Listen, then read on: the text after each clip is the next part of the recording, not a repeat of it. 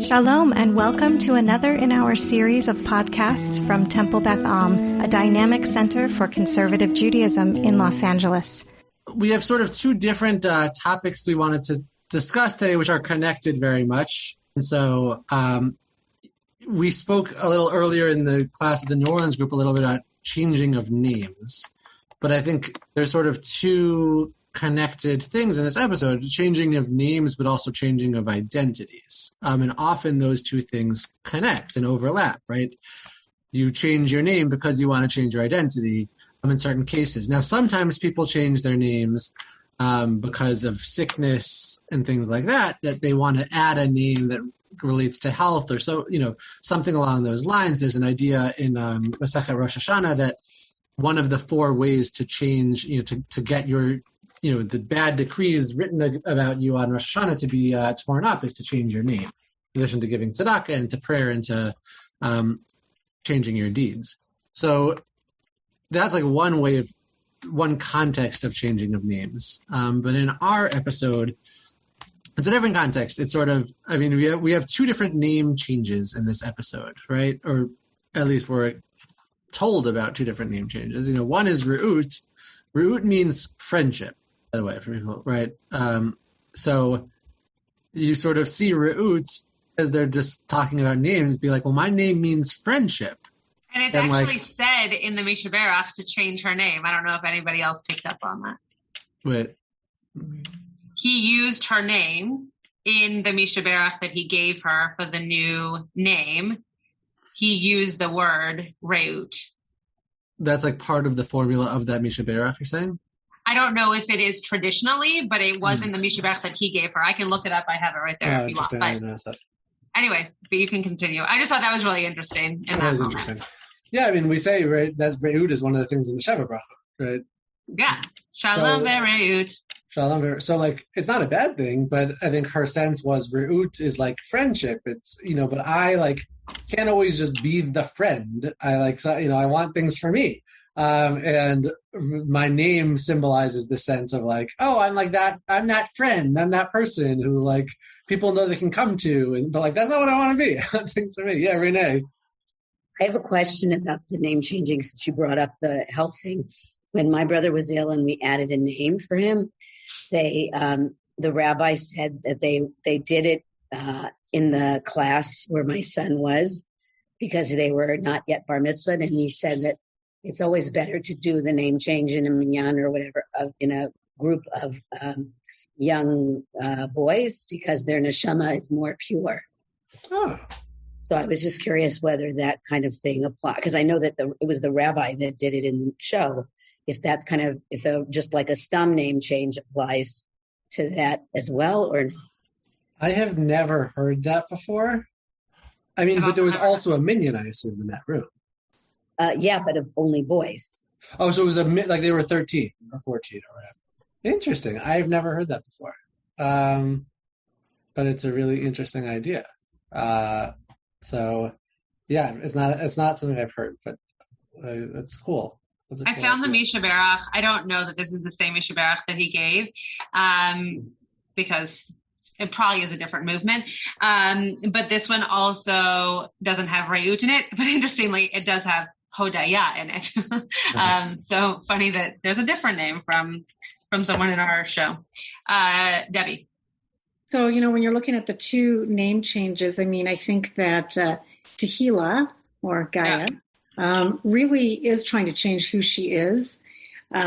Ruth/Esther, she just is the same person. She just is, I don't think she has that insight or that ability to change, but Tehillah really was making a conscious decision to be a completely different person. So she really took that to heart and used that name change to help her be that new person. Yeah, I think there are a few, as I cut off Rabbi Pernick, so maybe he was going to go into this in a little bit more depth, but there are a few different reasons why you would decide to have a name change to begin with. The one that's most common is an illness that someone either is going through or comes out of on the other side, or just a new identity, right? Someone who wants to maybe they went through something that was really terrible in their life, or they have become Baal Tshuva and they're now deciding to just take on a different piece of their identity. And so they change their name to then go by a different name. I think that in some ways Rayut is trying to at least change who she is, like in her actions, like performatively, right? In terms of knowing that her name might mean something that she isn't interested in conveying out to the world. And so now she wants to take on a different identity. I agree with you that she's not like, her kashrut isn't changing and she hasn't come up from an illness or anything like that. But it is possible that she is, she's like working through this new piece of her identity to be able to have a name that more closely mirrors that who she is, I think. I don't think it mirrors who she is at all. I think it just is, she's just like, I'm not having any luck, Yeah, right. with men.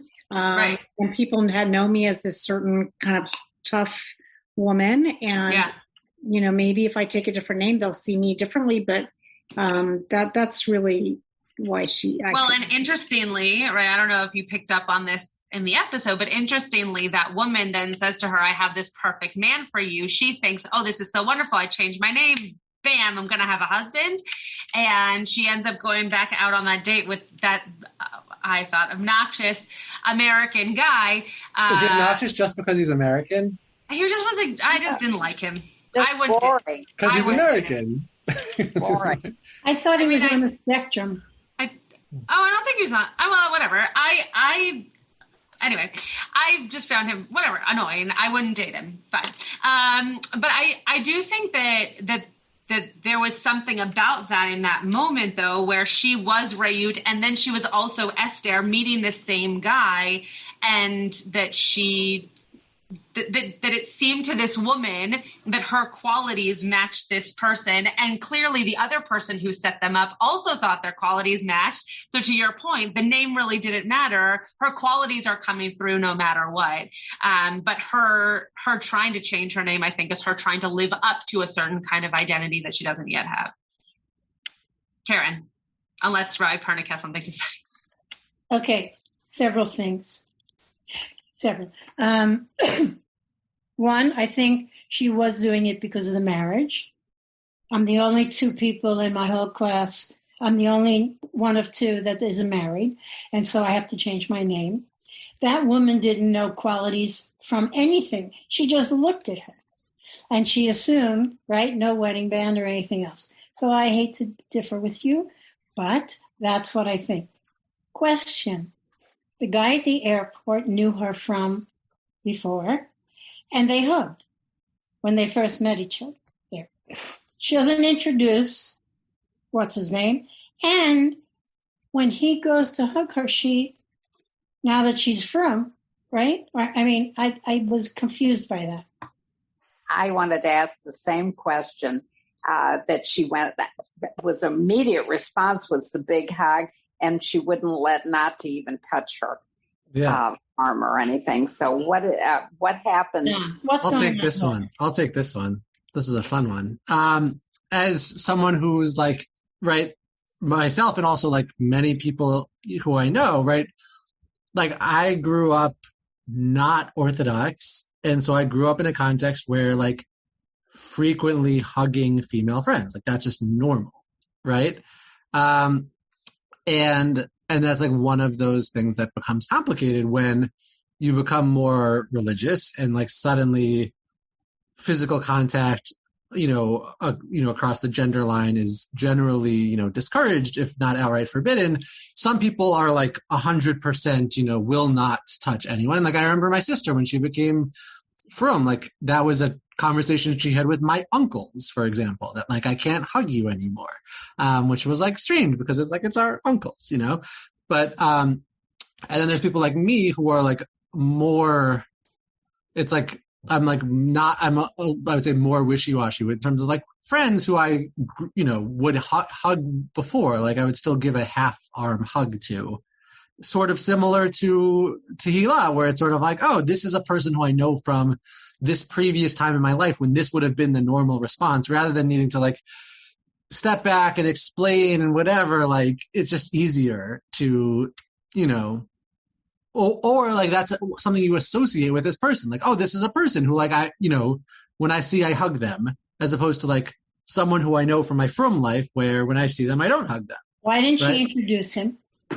That was also interesting, right? That she could have introduced him and didn't. So that I think was probably, I think that's what really set Nazi off more in certain ways. I mean, there was the hug like that, but the fact that she wasn't like, oh, this is my boyfriend Nazi, was sort of like, oh no, I'm talking to like my pre-frum life guy, and now like my frum life guy is just standing here on the side. Like that was that was not great. That was not great. So. But yeah, I mean, this is why we sort of said at the outset, there's sort of these two pieces that intersect about changing name and changing identity. And like, it's one of these things that's hard. Like, I remember actually a friend of mine from Yeshiva, who some of you know, because he's come to New Orleans a few times. His sister used to be our youth director and is now the cantorial soloist at Gates of Prayer. Who, like, when we started rabbinical school, he was Eric, and everyone for his whole life knew him as Eric. And then in the middle of the first year of rabbinical school, he changed his name to Eliezer as part of trying to like become seen as frummer. And he's like, Eric is not a name of like a frum guy. I'm like, and yet, like, even so, it's like hard because people who've known you your whole life with one name, like it's very strange. To suddenly, go with a different name and change your name and so forth. Like, so it's one of these things that often people want to change their name as a way of demonstrating, no, I am a different person in certain ways. But then people who know you from the person you were before, you're like, you're still the same person. Like, what are you trying to, who are you trying to fool here? So that's like very much a thing there. Yeah, Rabbi Schatz, anything you want to add? Michael had his hand up, and then yes, I have many things I would like to add. No, only when I started, I have this recollection, and correct me if I'm wrong, that at the ordination ceremony, Rabbi Linzer initially started to call him Eric until your friend stopped. I remember that. I think you're right. Said, you're right. And he caught himself. You're right. So were you at Rabbi Pernick's Chagas Micha? Yeah. Wow. Yeah, that's really nice. Yeah. That's very sweet. The only thing I'll say as a person who does hug people of my opposite gender, is that sometimes you don't know when a person has made that transition in their life. So, for example, I have lots of friends who I grew up with and then became more observant. But to me, I wasn't necessarily aware of that change in their observance because either I wasn't around if they were going to a different school, or I wasn't, at Shabbos meals or whatever with them where that might have become more obvious, or they always went to a different shul, so it wasn't clear to me when they changed shuls. And so sometimes that can also be an awkward moment. There is someone in my life who will remain nameless, who, when I saw him for the first time after a long time, gave me a hug at the beginning of an event. And then by the end of the event, he had made it clear to me that was the last hug I was ever going to get from him. And that he was, Shomer Negia and was not going to be hugging me. We had spent our entire lives hugging and we grew up together. And so sometimes, though I was not offended in any way, sometimes you don't know when that change has happened. Whereas, I'll use Rabbi Pernick as an example, I met him once that transition in his life had already been made. And so there was no awkwardness about like, should I not extend my hand, or once I knew him, hug him, right? It was very clear to me what those boundaries were.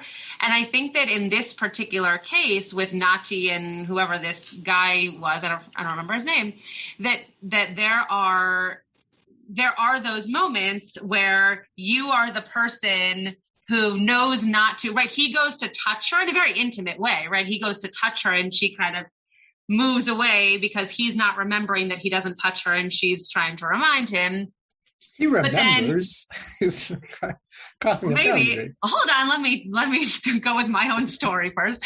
And then this other guy shows up, and she very quickly puts both. Goodbye, Rabbi Matthew Shapiro. See you later. It'll be hard, but I'll see you later. Very quickly gives him a very big hug. Without really even seeming to think about it. And I can speak as a person who is the nati in that situation, that's really hard. It's hard to see a person who you know you're not going to shake hands with or hug or whatever, have that kind of a reaction, intimate or not, with another person in front of you. It just feels like explanation is needed. That often the other person doesn't feel like they need to give. So I think that those boundaries are often very blurry unless they're very, very clear from the beginning of knowing somebody. Debbie. So in the same vein, my family in Australia is Chabad, but they were not always Chabad. And right. They became more observant. And they were visiting in LA, and we ran into a friend in a hotel. And she, in a very American way, went up to shake my cousin's hand, and he shook her hand because that whole thing about not wanting to embarrass him, So. Yeah. I mean, I will use Rabbi Pernick as an example, and he can feel freely to talk for himself, or I'll just talk about him.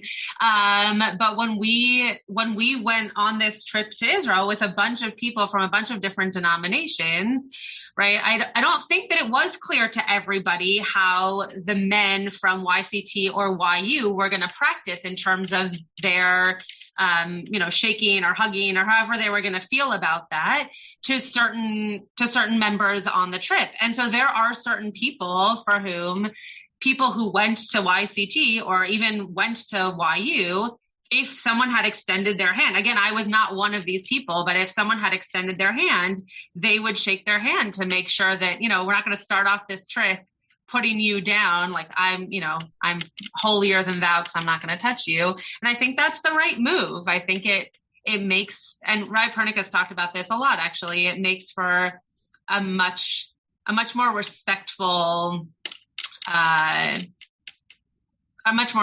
experience than one that would put the other person down. I mean, we've talked about negia, about touching a number of times. And I think, one thing that comes up is this idea of right, touch. It's not that all touch is forbidden. It's touch that has sort of some romantic or, let's say in some way sexual connotations, even if very slightly, that it's sort of, there's a difference between shaking hands and holding hands, right? What's interesting is the difference. It's sort of like how, right, in Haredi publications, women's faces aren't shown because that might be sexualized. And you're like, what do you mean it's sexualized? It's a woman's face. But if you never see women's faces, then suddenly that takes on, right, seeing a woman's face suddenly takes on a different, it's like, right, suddenly becomes this like forbidden thing, and it becomes, sexualized in a way that like normally it would never be for anyone else. So I think the same thing applies to touch, that, when you're in a world, and you sort of see this with Tehillah and the guy from before, like when you're in a world where people are, hug each other all the time, then like there's no sort of romantic interest signaled by hugging, because like that's just what you do.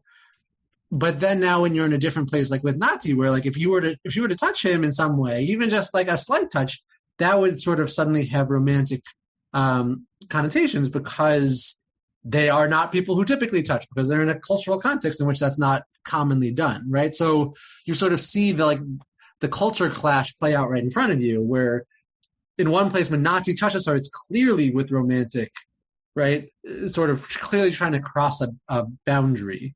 Whereas with this other guy, it's not. Like, it's just, we're hugging because we're friends. And that's, that's how we've always communicated. Like, so it's sort of this interesting thing where you see both of those sort of simultaneously. I think Renee had her hand up first. So, well, aside from the fact that I found it extremely rude that she didn't introduce Nati, and he was just standing there like schmo, from a halakha point of view, given that she is now Tehillah and now from it was also not respectful, and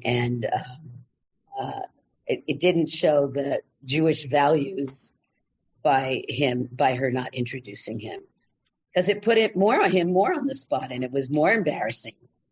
Right. And yeah, I mean, and this might be the first time that those two worlds have clashed so clearly, and where it's also a complicated thing for her to need to explain as she's leaving for her flight, right? In certain ways, so it might be the kind of thing where it's just like, whoa, two worlds clashing right here. Like, I didn't think about. Clearly, she had that conversation with Azaria. Azaria knew her past. Nati didn't. So. Right, but she could have just introduced them. I mean, she didn't have to go into details about who he was. She could have just said, "This is an old friend." But it's sort of like she hasn't unveiled this part of herself to Nati yet, and now there's sort of no way to not unveil it. It's just sort of like, wow, it was a given. It was right there. Yeah. Okay, Karen, and then Jeff. First of all, I think this guy knew her, obviously. Mm-hmm. And I didn't know if it was such a friendly hello, because he sort of knew her when she was making those photos of, remember, what that Nazi saw. So it could be that they were former boyfriend, girlfriend, perhaps. Yeah. And so Nati is clearly, because of the touching and stuff, they are in a relationship. And so him touching her or her in has more of that kind of, don't touch me. I get that. And maybe I told this class before. I used to be the principal of a school, and one of the kids was very frummy. I knew nothing. And he won an award, or he got a thing, and he comes off the stage, and I run over and hug him. And the teacher, who's not Jewish, said, "Do you know what you just did?" The answer is nothing. Okay, I'm just saying. And anyway. I mean, it's hard for me to talk on this topic and feel like I'm being respectful, because it's not a practice I follow. But I do think, and I know enough people who do have this as part of their practice, that there are ways in which it is done respectfully, and there are ways in which it is done in a really a way to put the person off, a putting off type gesture. And the one thing that I would say about the Nati other guy, did he have a name? Did we hear his name? No? Okay. Piece is that it's so clear that she's in a relationship with Nati, right? And so part of what I do understand in her wanting to maintain that separation from him is that or we assume it would be intimate or sexualized, excuse me. Whereas with this other guy, if in fact they were in a relationship once upon a time, that could be seen as something that is brought back up to the surface. I don't think the student, like a young student, right, who is getting an award, is going to necessarily feel that from a teacher.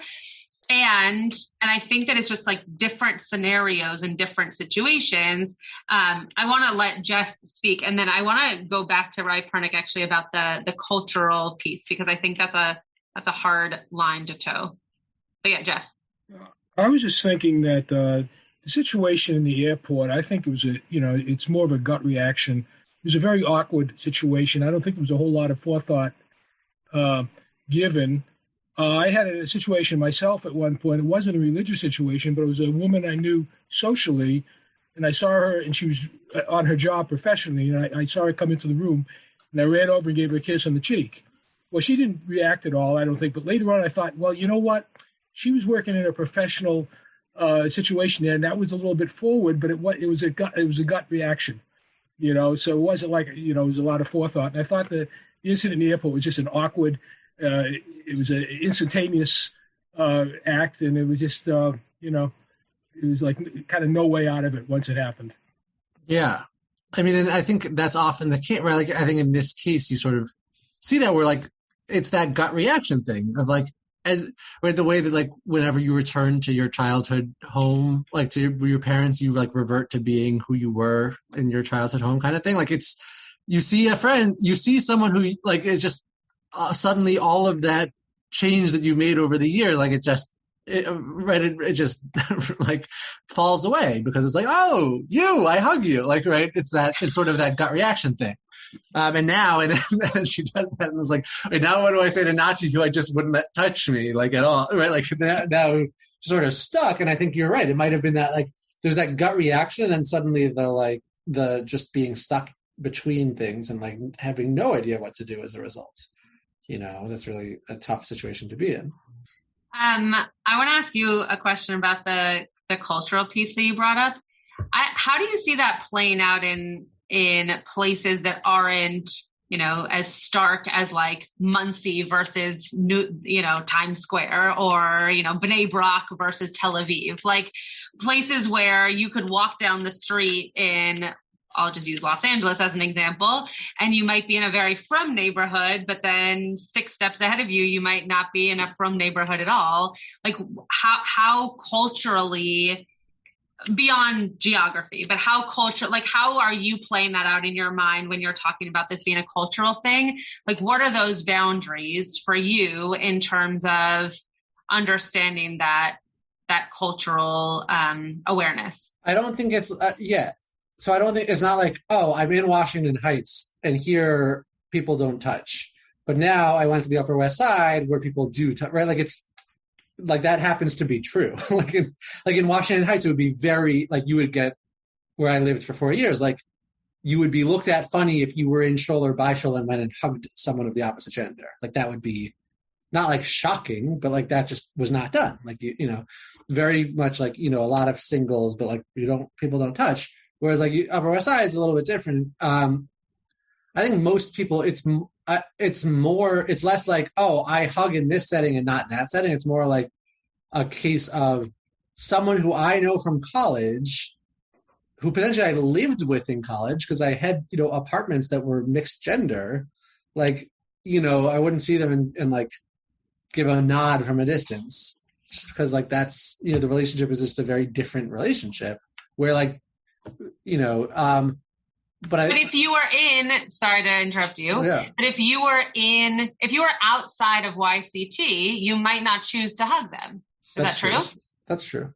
Okay. So how is it for you that you decide, even if it is a person who you will shake hands with or you will hug or whatever, based on whatever your reasoning is, and I'm not asking you to go into, every person you hug and what your reasoning is, but, how do you decide when that's okay to be done versus not? Like she chose that the airport was an okay place for her to express that, whereas maybe she wouldn't have in Nachlaot outside of her apartment. Right. So I think there's a couple factors, and it's like an interesting thing because I never thought about this in terms of like the competing values. But like one value is ayin hara, right? Is like sort of the public image, as it were, right? And I think that's a big piece of, right? If I'm outside YCT, my rabbinical school, and it happens to be like at HIR, the shul where that's based, like people hug, like it's, but if I was like in front of one of my rabbis from rabbinical school and went and hugged a woman while they were like behind me, like they wouldn't comment, like they wouldn't like kick me out of school. It would just be like a little bit strange. So there's that one piece about the ayin hara, like the sort of public image, which does matter, like in Jewish law. There's like all kinds of things about not entering into certain spaces, because even if your intention is good, people will think it's, you're doing something wrong. This came up when we had the whole conversation about churches and non-Orthodox synagogues and so forth. So that's like one piece. Another piece is the person that, it's like, it's not the right, what's the term? It's not sarba like chayim, because that's animals. But like, I'm thinking like the person in front of you and like not causing them, pain or like distress. And, so that there's that piece, like not wanting to embarrass as well, someone who like comes to hug you, right? So there's all these like competing values and typically you're not thinking and weighing, you're like in a split second, making a split-second call about like, okay, in the airport, that's a public setting where like people are hugging. It's not a frum setting per se. So like I think her split-second decision, right, is seeing this guy in the airport is different than seeing him in Nachlaot. And I think as a result, her gut in that moment was to hug because it's a big public setting where not everyone's from. Where in her neighborhood, that decision might have looked different. So I think there are all these things that in so many areas of life, right? You're making split-second decisions where you're actually balancing a whole bunch of competing values. But you're not really thinking through each of the values. You're just sort of making a split-second call, which if you were to unpack, you would realize all of the things that you're kind of weighing. If that makes sense.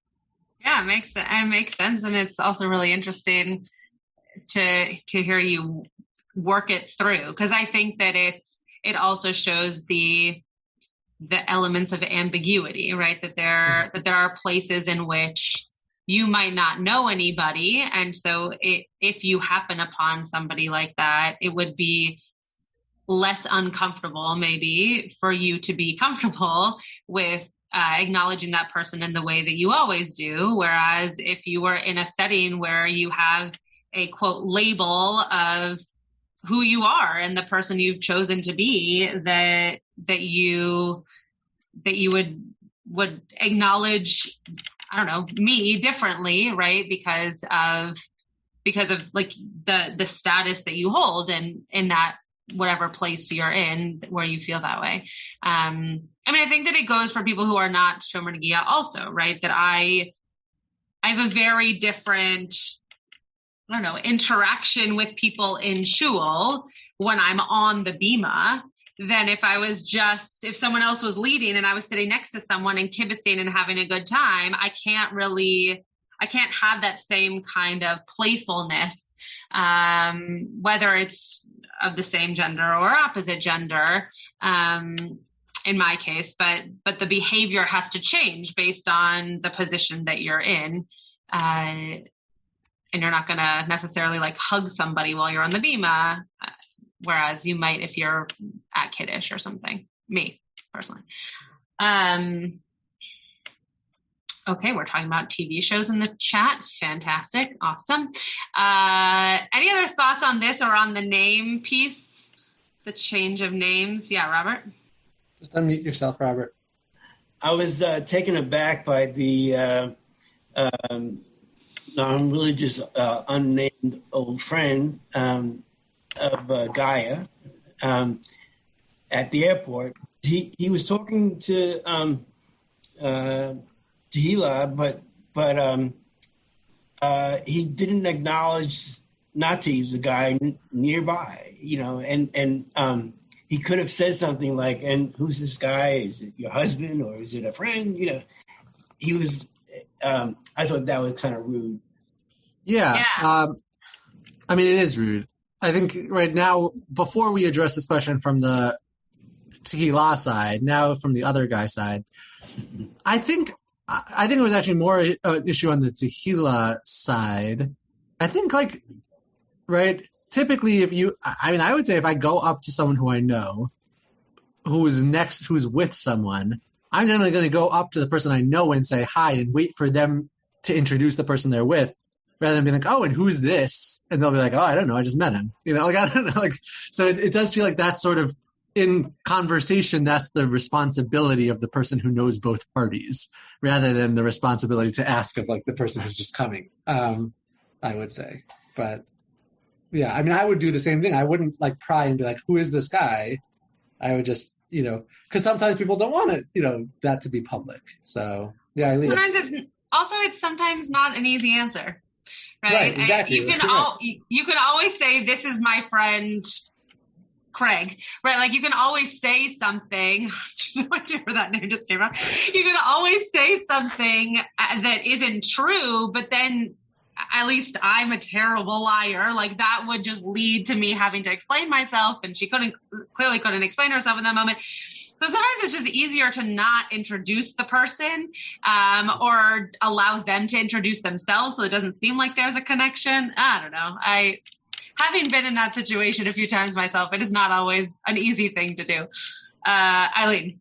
I was just going to say, I thought that she was so responsive, so happy. He rushed up. She actually hugged him rather than his hugging her. So I felt that she could have easily just said, this is Nati. She didn't have to say who he was. This is Nati. This is so-and-so. She ignored Nati completely and was just so excited to see the guy. That's my take on it. Yeah. Yeah. And it's possible that, especially, now that we know that she had this whole other life, it's possible that in seeing him, she did kind of forget that she has this new life and that he's part of it. And as hurtful as that might be, that not that she actually forgot, but that she was just so swept up kind of in acknowledging the person in front of her that she didn't think to even bring him into the picture. I think that she was just trying to not have to explain things to him. But maybe that's the critic in me. Steve or Debbie, or you're now off camera, so I don't know which one of you is raising your hand. Yeah, I'm just wondering, with when that event happened, like there was this shame piece. Like was Gaia ashamed that she had become Tehillah in front of that other guy, or in front of Nati? Was Tehillah ashamed in front of Nati that she at one point was Gaia? There was this. I think there was this shame piece that was going on that she just couldn't quite negotiate at that moment, and it just kind of like just completely just kind of stopped her in her shoes. So yeah. And my feeling, like, it just doesn't feel like her relationship with Nati has any depth to it, right? Like they just haven't. No, you're like it just sort of has felt like they're kind of like hanging out. Like clearly with Azaria, who's writing poetry about her, clearly he knows this side of her. He knows like her and her history. I know they dated for longer.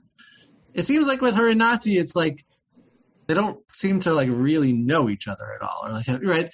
Well, don't you think that she's trying to figure out how to get to know somebody in this new version of her life? Like, I think she got to know Azaria in this new version of her life. No, she knew Azaria from when she was a party girl, and then they started dating, and then she became Baal Tshuva. So I didn't realize that. I think that's how he made it sound, at least. I think that.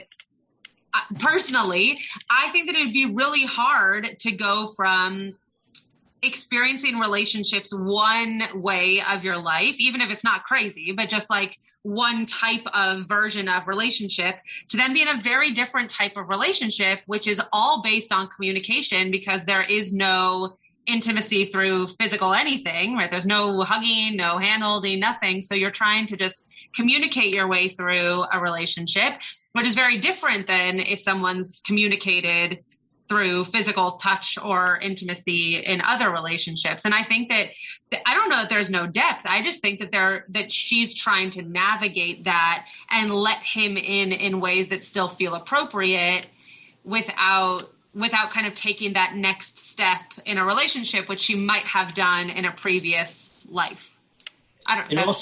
Also, this happened just after Nati leaned over and was almost about to hug Tehillah. Yeah.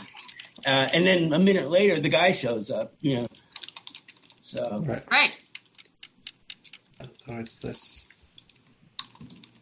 And it's interesting how Nati's response to all of this is like to just go pry into her prior life and like go digging through her stuff. And you could see the reluctance she had to give him the key. But like, his response isn't like, I need to talk with her about this. It's like, I need to find out who she was, who this previous version of her was, which is. So he's curious now. Okay, but he could ask her. I don't know. Oh yeah, no, I'm not saying that it was right. I'm just saying that's why he's doing. I think he should go through her stuff. No, I don't. I just think that he's curious and feels left out. Right? He feels like he hasn't really understood who this full person is in front of him. And so I agree, it was not the right way of going about it. Nati doesn't always make the best decisions, as we've come to see in the past 3 seasons. But it does seem like he's not doing it out of malice, right? He's not hoping to find something that's going to make him want to break up with her. He's trying to find something that's going to bring him closer to her, to an understanding of who she actually, or I shouldn't say actually, that's not fair, who she was in a prior life. I think. Karen really doesn't agree with me today. That's okay. We can work it out. Yes, Karen. I don't think he's looking to understand her. Oh. Absolutely not. I think he's looking to see what happened here.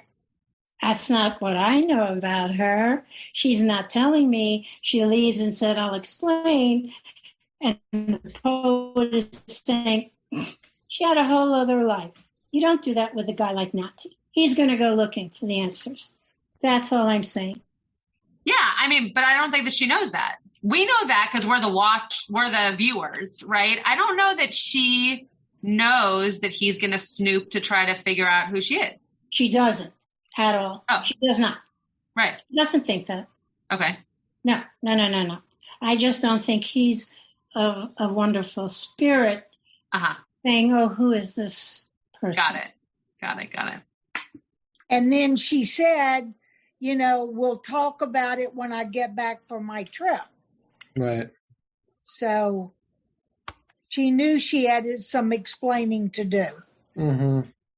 Yeah, I mean, she had a whole other identity, right? That she clearly had relationships in and clearly had experiences in. And, when you are in a relationship with another person, romantic or not, knowing who they are and how they got to be in this moment with you is a really big piece of that trust and that foundation of friendship and building that.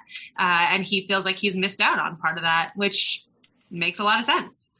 But the few scenes that we've seen them together, Nati and she, it does seem like their relationship is strange or distant. Interesting. They do a lot of talking. They don't do a lot of background information of any sort. Mm-hmm. So I think it's not the best situation between them. Yeah. Well, then she seems to know more about him than he knows about her. Yes. Yeah. Well, then you all agree with Rabbi Pernick. I mean, I just think she doesn't know how to share pieces of her life that she's no longer practicing yet. And he doesn't have that. He doesn't have that switch that he turned at some point. Again, I can't speak about this from personal experience, and I'm not going to make Rabbi Pernick do that if he doesn't want to. But I think there is an interesting switch for people that you can speak about a person who you were before you decide to make whatever change it is, right? Whether it's your name or your type of observance or your sexuality, right? You could choose to talk about those kinds of things, though you're actually not really supposed to remind a person of their previous, right? Just like with a conversion student, you're not supposed to remind them that they once weren't Jewish. You're supposed to just acknowledge them for who they are now. Same with someone who becomes Baal Tshuva. You're not supposed to say, oh, tell me about all those ruckus times that you had when you were going to parties and not Baal Tshuva. So you're also not supposed to do that, right? You're not supposed to necessarily bring it up. And I think that she might be having a hard time figuring out what to share. And he doesn't have to do that. He just is sharing who he is, and that's remained consistent. Forbidden fruit? What are you talking about? Meaning, like, he's interested in her because this was Azaria's girlfriend who, right, like, that's a very Nazi thing to do, to be like, oh, right, like, right, we saw this previously, right? Like, if someone else is interested You think he's interested in her because he couldn't have her at first? No, because Azaria dated her. This is Azaria's ex-girlfriend. He's not supposed to date her because it's his roommate's ex-girlfriend, which makes him interested in her. Right? We've seen that with Nati, like, numerous times.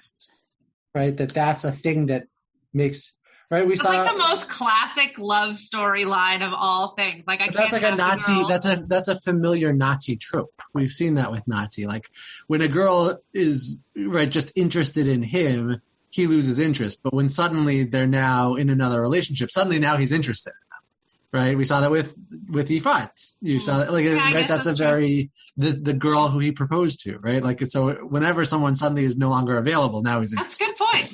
Oh, very good. That's a good point. Yeah. It wasn't my points. It was Judy's. Yeah. That is a good point. Yeah. Any other thoughts or comments? What about the farm couple? That was kind of interesting. Like, she came up to visit Amir for the night. Yeah. And then she went back.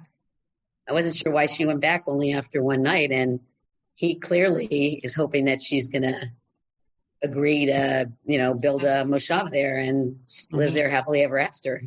How about the fact that she called him Tarzan because he was wearing a tank top? I thought that was hysterical. Yeah, that was funny. It's like, you clearly haven't been to America. But I think it's his happy place, right? If there is a place that makes you happy and there is a person who makes you happy, you want that person to enjoy your happy place as well. And it seems to be that this is his. So I think even though he has a baby coming anytime.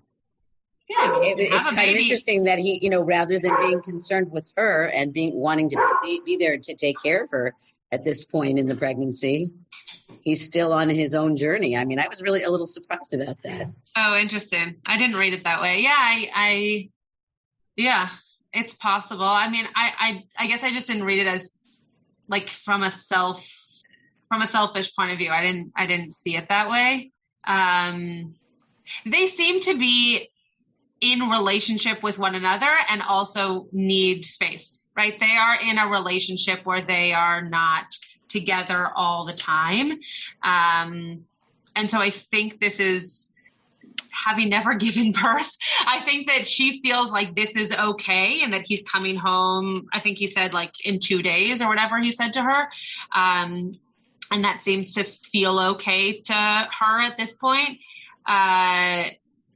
Yeah, I don't know. I like to see him happy because I think that he doesn't get to necessarily feel happiness in the other places that he's been pushed to be, like when he went to yeshiva and when he was working for Rayut, and like those were not happy places for him necessarily. So it was nice to see him so joyful and really taking care of something like he will when he's a father. Just sweet. Just have a fear that he's going to somehow miss out on that something's going to happen to her. And he's going to be on this moshav and something's going to happen to her. Yeah. I even thought that she was going to have a car accident actually leaving there. Oh, yeah. I mean, anything is possible. Especially on TV. You have been listening to another in our series of podcasts from Temple Beth Am, a dynamic center for conservative Judaism in Los Angeles. If you enjoy these podcasts, we invite you to write a review on the Apple Podcast site or wherever you get your podcasts. For more information about Temple Beth Am Los Angeles, go to tbala.org.